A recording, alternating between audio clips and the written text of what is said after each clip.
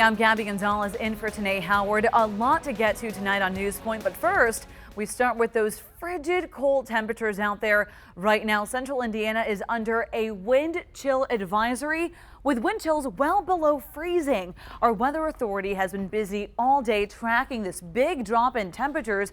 So let's head over right now to our weather center. Chief Meteorologist Brian Welks, fill me in here. How long will these very cold temperatures be sticking around? The bitter cold will start backing off as early as Friday afternoon. Can you hang it? Wait till then. My face hurts when I go outside. I tell you what, it stings, Gabby. The wind chill temperature has dropped to 6 degrees below zero at the top of the hour. It's clearing out. We've had a front move through the area. The wind's freshened up. We had gusts about an hour, 2 hours ago, topping 35 to 40 miles per hour out in Henry County.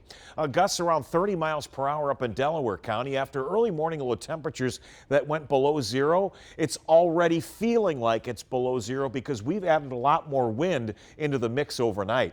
Some sunshine today. Mid-level clouds came into the area. They announced the arrival of the colder air that has arrived in central Indiana. Our Wednesday high temperature only reached 20 degrees. It's the coldest December 14th in 31 years. The low went down to 3 above, and it's already 16 at Geist, 12 here at the studios of Fox 59. It's down into the single digits at Logansport and Marion at this hour, but the winds are brisk. They're still west-northwest, and they've increased to 18 miles per hour. So that combined with the winds gusts that have been up near 30 miles per hour at this hour, it's really got a feel of some bitterly cold air right now. Single-digit temperatures on the board, but more importantly, the wind chill has dropped to 12 below at Peru, 7 below at Muncie, 7 below at Lafayette. The wind chill advisory is in effect for numbers that will likely get worse, in fact, as much as 10 to 15 below zero by early tomorrow morning. The wind chill advisory runs through 11 o'clock in the morning. You can see all the schools that are on delays now for 2-hour delays early tomorrow morning, and those are going to increase. We certainly think will probably swell by daybreak. So join us at 4 a.m. for the updated list, or log on to fox59.com. Wind chill advisory for not only central Indiana, for a good chunk of Illinois and much of the upper Midwest as we watch the bitter cold air continue to settle in. These are current wind chills around the Midwest, a real full-blown Arctic blast with northwesterly winds that continue to remain strong throughout the night. We will continue to see gusts up over 20 to 25 miles per hour by daybreak. But Gabby wanted to know when the colder air will be backing off. Here comes some warmer temperatures. The trade-off here will be a rise in temperatures, but also a rise in the chances for some wintry precipitation. By Friday night, we could be looking at a period of snow and maybe even some freezing rain before a huge swing in the temperatures this weekend. We'll outline that coming up in my full forecast. All right, Brian, thank you. And you know what happens when it gets this cold. Phones are ringing nonstop at places like HomeSense Heating and Cooling, where technicians are being called out to fix broken furnaces. Heating technicians suggest in extreme cold weather like this, replace filters and dial back your thermostat 3 to 5 degrees. You can also close vents that go into unused parts of your home, like a basement or a crawl space. We typically see call volume go up 200–300% on when the temperatures get to the single digits as they have. If you do have an issue, call right away because you'll likely have to wait for help. They also say there's typically a way to repair your furnace, so if someone tells you you have to replace it right off the bat, that's probably a red flag. You might want to call around to some other places. And for those who don't have a place to stay, Madison County is opening several warming centers for the next few days here. 7 centers are open through Friday, but only 3 of those are open overnight. That's Community Hospital on Madison Avenue, St. Vincent Mercy Hospital, and St. Vincent Anderson Regional. We have a full list on our website, fox59.com. Now to an icy mess, cars slipping and sliding while trying to avoid a Comcast truck working on the side of the road there. This video was posted online and it's really gone viral today. So were the workers to blame, the drivers, the weather, or kind of a combination of all of those? Fox 59's Lindsay Eaton is in the studio now to explain. Yes, Gabby, pretty incredible video. In just the past day, that video has been viewed more than 450,000 times on YouTube, and that's just one outlet that's picked this up. Some say the workers were just out there doing their job, while others feel they should have packed up and waited for a less dangerous day. Oh, here it goes. Watch out, Luella. Watch out, everyone. we go! A crash caught on camera. This cell phone video shows just how slick this street is. The truck spins into a front yard and several other cars are already stuck in the ditch. Some drivers feel it wasn't just the ice causing trouble, it was this Comcast truck. Want to put your truck in the driveway or something? Because people are sliding off down there. This video was taken Tuesday afternoon. A worker parks in the right lane of West Morris Street to repair a cable box that was damaged earlier when a car slid off the road and hit it. I need as much stuff to keep people out of the way so that I don't get hit. Right. Do you have more cones that we can put up there or something? The man recording this video didn't want to be interviewed, but tells these workers over and over they are causing a dangerous situation. Watch out. You can see 4 cones behind the truck. Comcast tells us standard policy is to put 1 cone every 10 feet for every 10 miles an hour. The speed limit here is 40 miles per hour. I feel like since they were out there could have been more warning given the hill and the conditions of the road. We drove this stretch to show you the slight hill. Drivers like Katie Cotardis told us seconds after she saw the Comcast truck, it was too late. Out of nowhere, I just get slammed. She was the driver of the car that was rear-ended. That truck never stopped. I just remember before I got hit, someone was saying, "Watch out," waving their hands. That's like what I remember seeing mainly. Throughout the edited 3.5-minute video, you can see cars swerving, trying to avoid hitting the Comcast truck. You got work to do? Is that cable more important than people's safety? Sir, you are blocking traffic. Sir, there is no traffic. It is blocked because there's accidents. Oh, that's funny. Comcast released this statement tonight saying, in part, our employees should always protect people and treat them with respect, no matter what the situation. Safety matters most, especially in dangerous weather conditions like this. We are actively investigating what happened. Now, we did talk to IMPD. They told us they are aware of this video, and they said that the Comcast workers did nothing illegal. Gabby? All right, Lindsay, thank you. An investigation continues tonight into a suspicious house fire in Johnson County. Investigators believe someone robbed the house on Graham Road before setting it on fire. They say a missing van was later found a few miles away. The house was empty at the time. The couple who lived there were out of town. And tonight, another water main break in central Indiana. This time it happened along East 30th Street between Toby Drive and Franklin Road. This is the second main break this week alone. Citizens Energy says it's due to aging infrastructure. This particular main was installed back in 1957. An Indiana bus driver could face charges for leaving a child locked inside a school bus for hours. 8-year-old Tobin Johnson told investigators he fell asleep on the school bus Tuesday morning. When he woke up, he was locked inside the parked bus in Howard County. He was hidden. He was sitting up, slumped over. So it should have been something as easily as just looking in your rear view and seeing a child still sitting there. Wow, the Western School Corporation says the driver did not follow safety protocol because she didn't check all the way to the back of the bus after her route. A 1-year-old girl is beaten and bloodied inside an Eastside daycare by an 11-year-old boy. It happened at the Live, Laugh, Love, and Learn daycare on East 38th Street. Tonight, the business's director, Ashley James, and an employee, Brandy Bonner, are facing felony neglect charges. Police say they both knew about the abuse, yet did nothing to stop it. An Indianapolis man has been found guilty of murder and robbery in the killing of a pizza delivery driver. Jeremiah Roberts is one of 2 men who killed 49-year-old John Sullivan and stole his car in January 2014. Roberts and Derek Romano were found days later in Wyoming. Romano pleaded guilty last year and was sentenced to 55 years in prison. Roberts will be sentenced next month. Carmel High School could face legal trouble after taking down a poster put up by a student pro-life group. The Teens for Life Club at Carmel High School claims someone complained about the pro-life poster. You see it there on your screen, and school officials took it down. Teens for Life is now being represented by Liberty Counsel, which claims the school violated the students' First Amendment right to free speech. They presented this poster to the school officials as a student club. They got it approved. That's already indicated on the poster itself, and it went up. No problem until somebody complained. The school says it's taking the claims very seriously and reviewing the matter right now. Students at 2 schools on the city's south side will not go hungry this winter break. Members of Pleasant Run United Church of Christ put together 1,300 snack packs for students at Emmerich Manual High School and Emma Donnan Middle School, and it's all thanks to donations. This is an area where a lot of families struggle financially, and a lot of our students actually rely on school lunches to have adequate food. Really important during this winter break time. The snack packs will be handed out tomorrow, and the high school's pantry will stay open all winter break.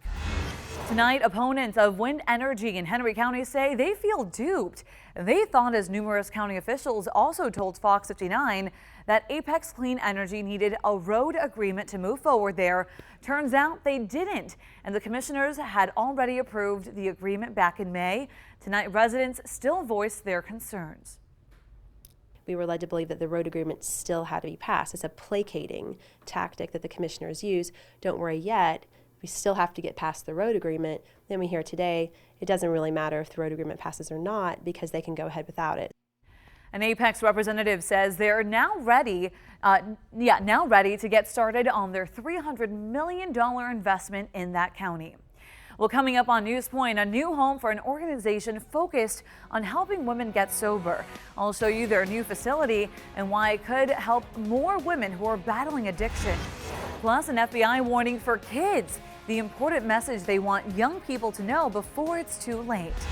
And a new trend in dieting, why people are now replacing meat with crickets and cockroaches. Yeah, you heard that right. That's all new and next on Newspoint.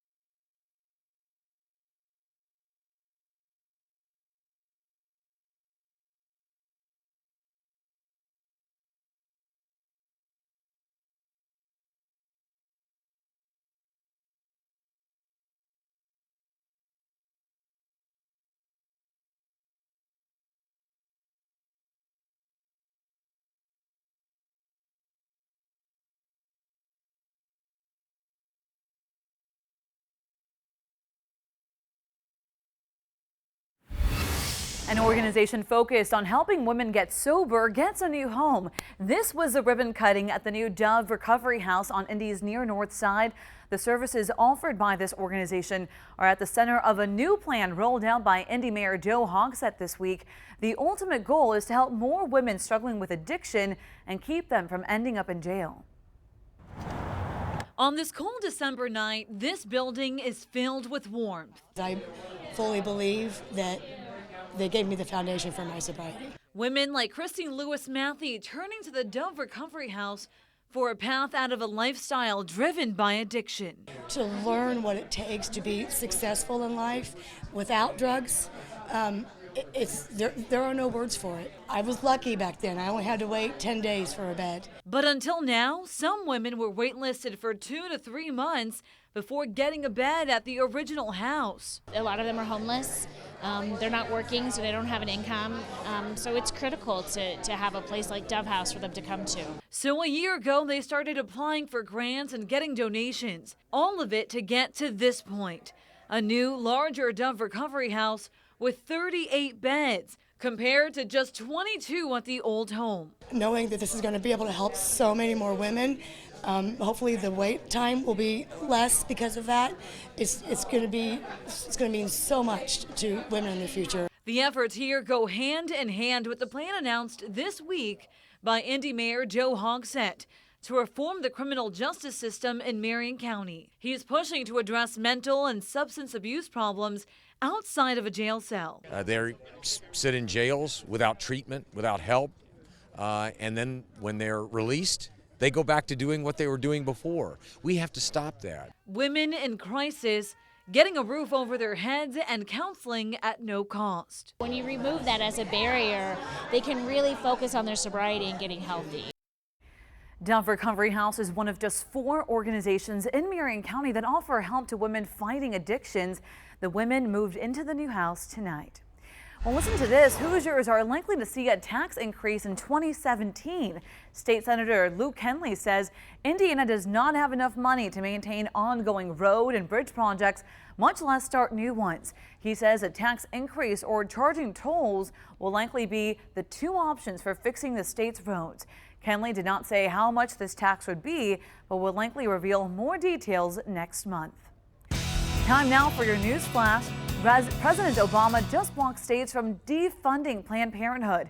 The Obama administration issued a ruling this morning requiring state and local governments to give federal aid funds to Planned Parenthood and other women's health clinics. Just last year, Governor Mike Pence and state Republicans vowed to cut funding to Planned Parenthood along with several other states. But President Obama says political agendas should not take away funding for women's health care needs.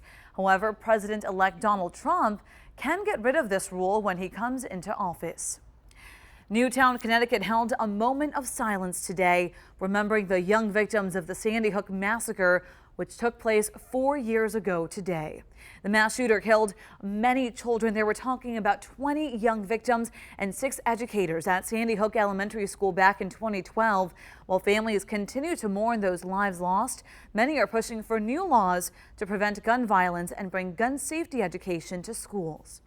Knowing that my son's death was preventable, but no one recognized the signs and was able to connect them to get the shooter help, that's part of what drives me. Gun violence is preventable when you know the signs. The organization Sandy Hook Promise has put together a PSA to teach kids to look for the warning signs of that kind of violence. The FBI is sending out warnings to young kids and teenagers. This week, the agency has been tweeting out warnings to kids about the consequences that come with hacking.